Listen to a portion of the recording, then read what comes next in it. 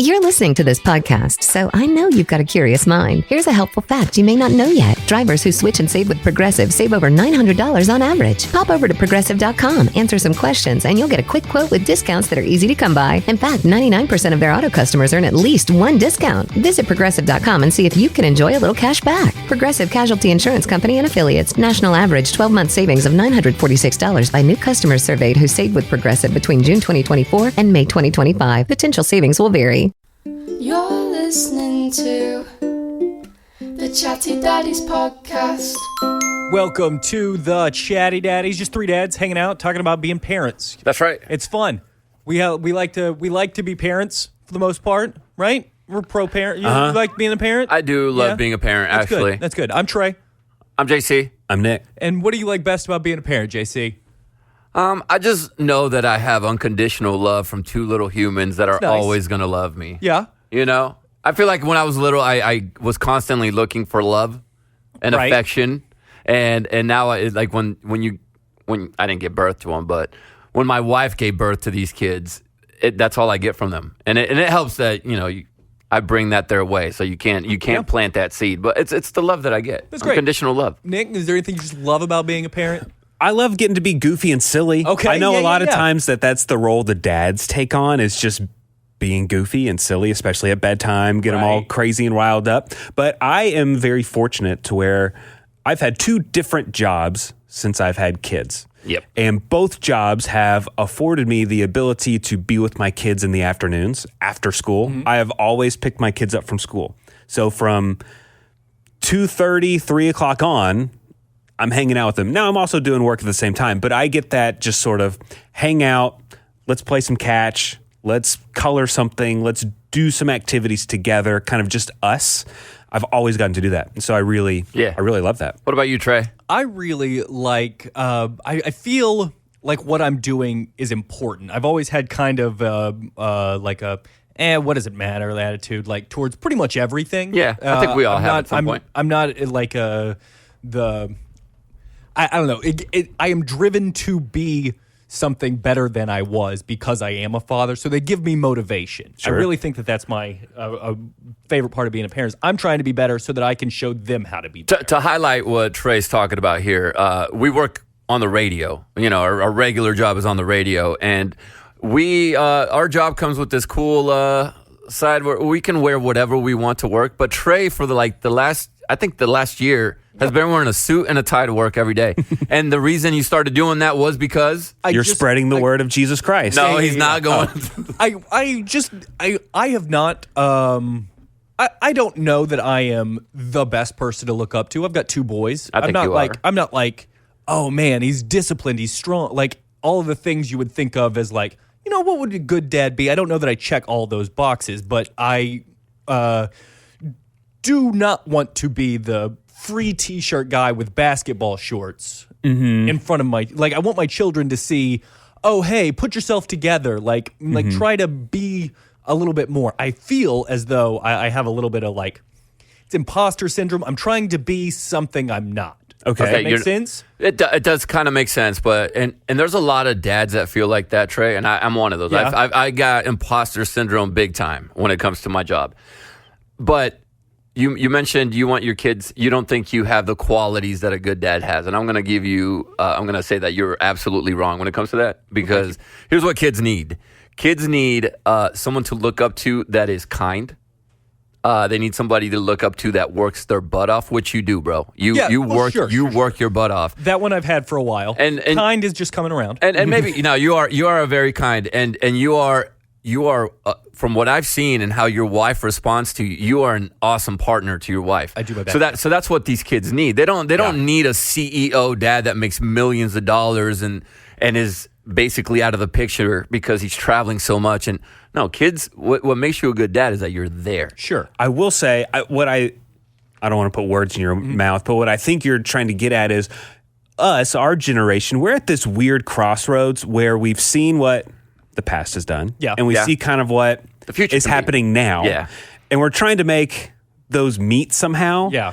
And, we want to progress a little bit, but sometimes we do hold on to that stereotypical, what is the dad? I remember my dad every day going to work in a suit. Yeah. Like I remember that. Yeah. And I remember him getting home every day at the same time and leaving at the same time. So I feel like I know what you're saying, where like there's some stereotypes in the past we want to hang on to, but there's some we want to get rid of. Yeah. And how do we pick and choose what that is? I don't know. Yeah. Well, so I keep coming back to, sorry, this is going to get into a deep philosophical. Oh, right off the bat. Sometimes we get deep on Chatty philosophical Daddy. question. Yeah, going deep. So Chatty Daddies. I know we tell children, like, no, you could be anything. Be who you want to be. Be who you want to be in life. You know what I mean? But we also tell them, be yourself. Be yourself. Do you guys think that being yourself is being the person you want to be? That is really deep. I myself do not think that the person I want to be and the person that I truly am are the same person. I feel Does that like make most sense? people would view those as the same thing. Right. And probably don't think about it that hard. But I think when you maybe get 2 into times the a day. actual words, I see what you mean. Because how they're different. The person I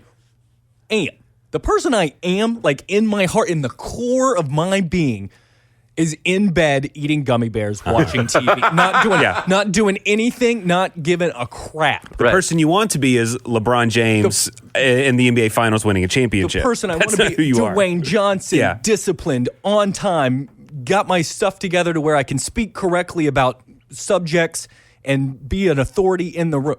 But that is who I want to be. yeah. But I don't think that's who I am.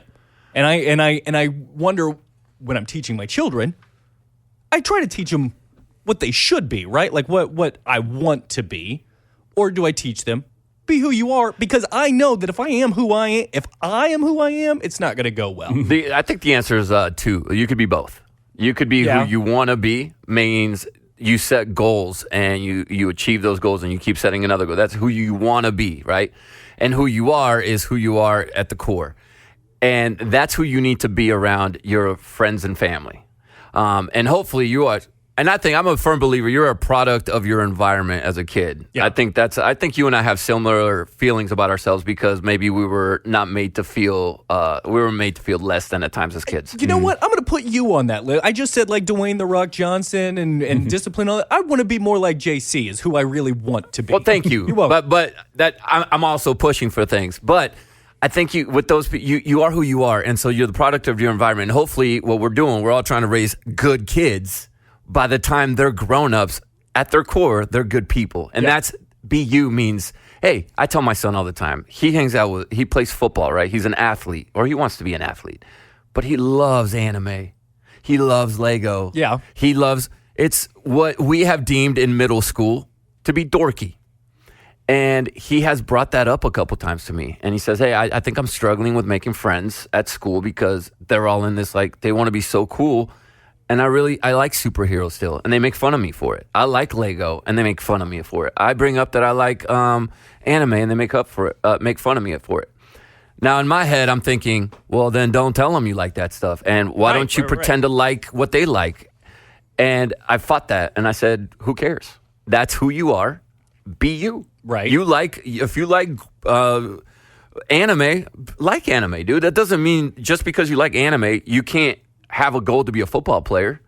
So that, you know what I'm saying? Right. So that's why I think both are right. You could be both. Yeah. And you're doing it right. That's you have why. to have the switch flipped on for whatever activity or thing you're doing for that particular moment.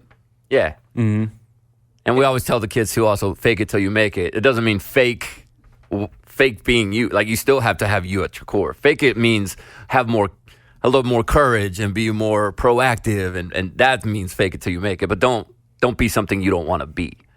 Dang, we got deep right there for a second. Yeah, just for a second. You know what? I had an interesting parent moment this week. Okay. Where peer pressure kind of worked. Yeah. It was a good thing. Okay. Like, we always hear about peer pressure as bad. Right. But peer pressure kind of turned the situation around for us. And this is not a serious conversation here, but I have been taking my son to do different hitting lessons, batting lessons, baseball lessons for the last year or so. He really wants to get better at baseball. Okay, let's help you out. And there's several different places we can go to. Different like indoor batting cages that do lessons, things like that. There's just one place that I really like. I like their coaching. I like just the facilities and everything. But my son has refused to go because he hates how it smells. Okay. He hates it. I'm with him. He hates it. I think he went to like a summer camp there last year, and it was hot, and it's kind of in like a warehouse kind of thing, and it's just sweaty dudes, and he just didn't like how it smelled. Totally. Okay. So we haven't been there in a very long time, and I have like a $20 in batting cage credits that I haven't been able to use because he just refuses to go there. And so this week we had a lot of rain, and his normal baseball practice, all the fields were rained out, and the coach said, "Hey, we're just going to go do batting practice At the Smelly Gym. at this place." And Davis was like, "I don't know if I want to go to practice today. I just don't like how it smells." Well, he went, and he had a blast because he's there with his friends. Yep. Yeah. He's there. He's goofing around. It was fun. It was exciting. And then afterwards, he was like, "Can we stay and use some of our batting cage credits?" I said, "Yes, we can." Oh, look at that. Yes, we can. Because his friends were saying how much they liked the place, how much they were enjoying the pitching machines and how it pitched in the right spot every time and different things. And then after we left, we were in the car. He said, "I think I want to go back to summer camp there this summer." I said, "Yes, you can." Of course. So in a way, a little peer pressure. I mean, maybe it wasn't peer pressure, but just Hey, other friends are people. doing it. Why don't you do it? exactly. His friends liked it, so he changed his mind and liked it also. I just thought of maybe an invention we could have for people like Davis who he seems like he's sensitive to smells. Absolutely. Have they invented a nose, like almost like a purifier thing? Like, they put those things that plug our noses, but Yeah. why not? Kind of looks like an oil filter, yeah. maybe. So you just put it right in the bridge of your nose, and it goes in your nose holes, like the bottom part of the bridge, not like the top part, but the bottom. I gotcha. You know what I'm Yeah, I talking wonder about? if there's like an essential oil mixed Yeah. with like a chapstick thing that you can just kind of rub under your nostrils, the still top of your lip. They had to do that for COVID, right? Like when your mask sure. and your breath Yeah, smells all that way bad. that way you can go to your batting and you just stick it in there. You could still breathe perfectly, but it just gives you a little smell of, I don't know, The old whatever. nostril air I'm sure freshener. there's some nurses listening right now that have probably been in some medical situations that need to change how an environment smells. Maybe they have a secret. Yeah, yeah. I don't know. They do have them. Yeah. Oh, really? Do they already look have like what I described? a nasal dilator? It looks exactly like what I thought you were trying to describe. Okay, perfect. It's like a one of those nose clips that you would wear for swimming, except you'd put it under the other way. and then okay, that's how. Okay, so they do have it. Smells good. and Smells then, better. Yeah, and it has that bar across, so you Interesting. don't. Yeah, So, it it looks kinda like you got a nose piercing Exactly. too. Yeah. That's cool. the second invention I've had in the last Stolen. month that not stolen, but it's already been done, and I thought I was onto something. stolen ahead of time, know. pre-stolen. The other one I had, Nick, was a banana hot dog. So like putting a banana between pieces of bread? No, putting a banana in a hot dog bun. So peanut butter and banana sandwich. You put Okay. peanut butter on Yeah. the sides. Okay. Stick the banana right in the middle. I didn't. Sounds good. I know, but I didn't have bread, so I just did a hot dog, and then I glazed it up with a little bit of on top of what did I put on there? Was it Honey? chocolate? Honey. I think It was I heard honey. It was honey. Now, Yeah. is the banana hot dog considered a sandwich? Because to me, it's almost like a submarine. Yeah, yeah, like yeah. a sub sandwich. Yeah, it's not a sandwich. I'm not on that train. I'm not on the. But if that tiny thin piece of bread that holds it together at the bottom was separated, That's a then it would sandwich. be a sandwich. Yeah. I've watched a 45-minute YouTube video on that was titled "Is Cereal Soup?" So I think I don't think I can dive into this again. Trey, I think I know what you mean when you say you want to improve yourself. Yeah, Start with the content you're watching. probably. The kid walks in. Is cereal? It was very educational. I'm sure. It was I'm by sure. a guy named Vsauce. Everyone should check him out. He's not posting videos as much anymore, but Vsauce is great. Can I go back to smell for 1 second? Sure. Yeah. Because of my sensitive nose, I chose my children's daycare based on smell. Well, I mean, a smell Is everything. that can tell you, that can alert you to other things that may be wrong here. Yeah, I don't know exactly what the smell is, but there is a school cleanliness smell. Yeah, it's cleaning products, chemicals. I had like every time I would walk into like a place and it would have this particular smell, I would like have not a flashback, but I go, this smell brings back bad memories, and I can't walk back in there every single day. Like I didn't like going to school back in the day. I didn't feel like I was whatever popular, and so I was like, nope, can't go there. It smells it, and so I knew as soon as I walked in the door that I was going to veto that place, and I had to go through the 20-minute tour. I definitely remember taking tours of places, and I mean, the bad smell is probably they haven't taken the trash out. And Yeah. it's full of dirty diapers and soiled diapers. Or it might just be like an old, musty building. True, that's kind of what I think. And it's it probably a is. combo of both. So when you do walk into a place that might be a little newer, or they take the trash out of the kids' rooms a little bit more often. Right. Boom. That's true. You're 2 steps ahead of the other place. If they got the crayon smell at the school, I'm in. I think they should advertise smells at preschools. They should be like, "Hey, our school smells like crayons, Oh, well, like that vanilla. one smells like Play-Doh. This one smells There like you go. Play-Doh. Can you imagine? I would go to that one for sure. I always loved the smell of Elmer's glue. Oh, yeah. Just the white mayonnaise-looking glue. Did you ever? Sure. Did you ever eat it? Absolutely. You did? Tasted good. Well, how much are we eating at a time? You're just taking a quick lick. Okay. You're not opening the nozzle and squirting it in your mouth. Right, it's just right. a little bit's on my finger after gluing some construction paper. I got some left over. I feel like I missed that train. I saw kids trying the glue at school, but I never dabbled in that. But I did eat the Play-Doh. Yeah. I did definitely take a bite of the Play-Doh a couple times. Well, here's how you know how I was a rebel growing up. Huh? I loved the smell. Give it to me every day of rubber cement. Oh, do y'all remember that? That was a little too strong for me. It is gasoline and hand Way too sanitizer strong. smell. Yeah. It was toxic. It was bad. It's I was like salts. Was I like huffing as a kid? right? Yeah, I did not That's like what that happened. one. A little bit. And now I'm here. Speaking of just like weird things that might get you high, I had a buddy that was not get you high. I had a buddy at my birthday party. He kept doing helium hits and like talking with a funny voice. And he did too many of them. And like the kid passed out at my birthday party. It was at GameWorks at Grapevine Mills Mall. Yeah. Wow. Well, I didn't know that could happen. Totally. Like I guess like oxygen to carbon dioxide ratio in his body, oxygen to helium ratio. Could we OD on helium? I mean, I don't want to try You it. could probably asphyxiate. I don't want to do that. Well, summer is coming up. We are basically here, and the end of school activities are just wild. On top of that, we have 100 birthday parties that we're going to. Now, JC, your kids are a lot older than mine. Yeah. My kids right now are in a phase where every week is a different summer camp. And my wife has been putting the schedule together for months, since Christmas probably, or before.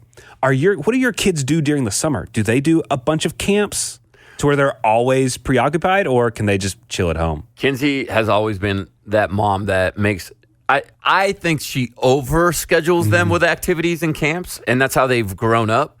Now that they're getting older, like for example, this is when I got in my feels, because my son this summer is going to go to the high school football camp. All right. Wow. Because now he's going to be in 8th grade, so I want him to get in front of the high school football coaches so that they could start recognizing his name. They know him now because of track and field. He did that on his own. He made himself a name because he ended up being the fastest kid, not just in his school, but in the feeder schools that are going into his high school.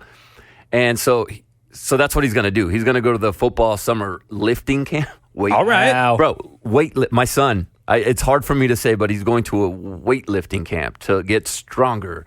And then he's going to go to a skills camp. And there's 3 different ones. And I told Kinsey, she goes, which one should I send him to? They have one for quarterbacks and tight ends and running backs. They have one for receivers and DBs. And they have one for offensive line and defensive line and tight ends. And I said, he's going to all of them. Yeah, everyone. And she goes, but why? And I go, he plays tight end, but he's as fast as a receiver. And he also plays defensive line, outside linebacker. So send him to all. That way he's there every single day, and the coaches are gonna see him, And they're going to know that he's serious. right? So that's what we're doing. We're doing camps, and Chloe she's trying out for club soccer teams. So this summer is tryouts, and you sign at the end of summer for the next entire year of soccer. Yeah. So we're doing just basically sports camps. It's great. I miss the art camps, when they were little. Yeah, Right. Those were Bring cute. home a project. There's a summer camp that's through our school district where you have to be a certain age. It's like 4th or 5th grade, but it's like a woodworking class. Oh. And they make like chairs. That's cool. And Really? tables. Would yeah, you- would over you- a whole week. Would you sit in a chair made by a 4-year-old? I'd try it. I'd try it. Put your full body weight on it. Yeah, All right. maybe add a few screws when they're asleep in the garage. Don't know. Yeah, I don't know, bro. But just gingerly sit, maybe not put my full weight on it. Dad, look what I made. All right, down. Come sit. What are you guys gonna do this summer, Trey?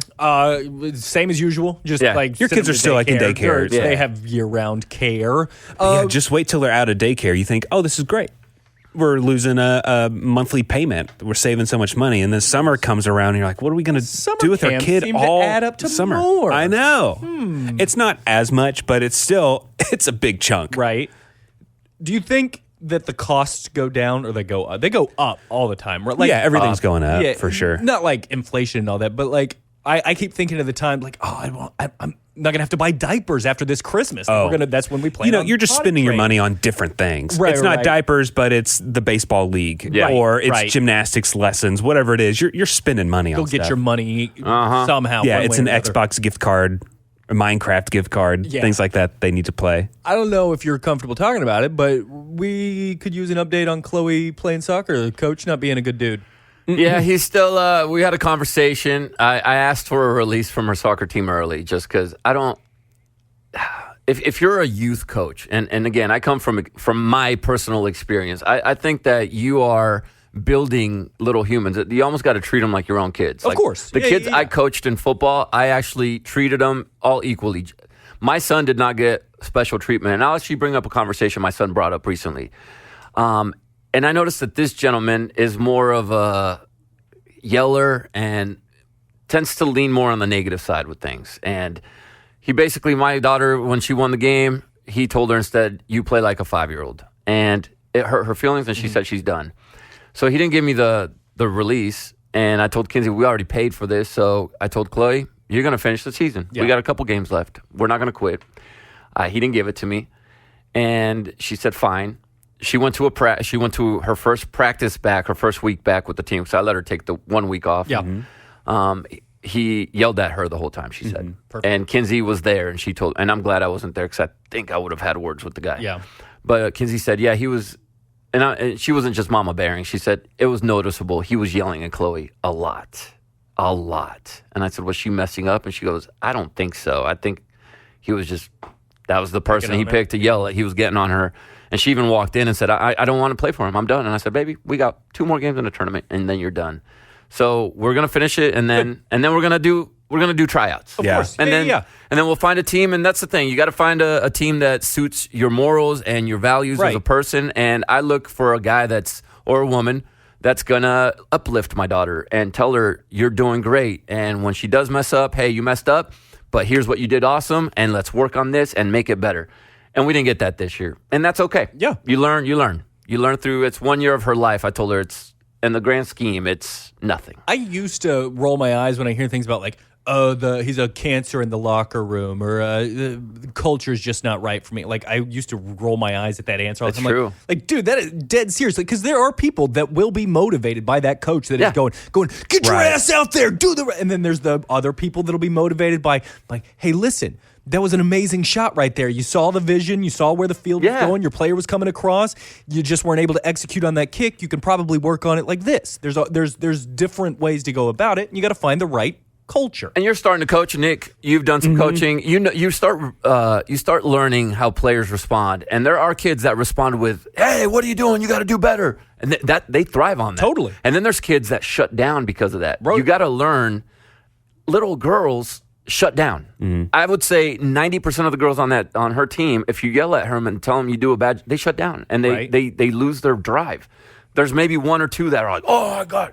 And those girls they're different. Right. But these are young ladies. And I also don't want a man yelling at my daughter. I just don't want my daughter to think it's okay that even if it's a coach, that he can yell at her. Now, my son did bring up the other day, because we're playing 7-on-7 football, and we're not on a team that's doing very well right now. And I did this on purpose. It's a brand new team, brand new kids. He's getting a little bit down, and maybe I messed up on this, but he played on a football team that was really good for a lot of years.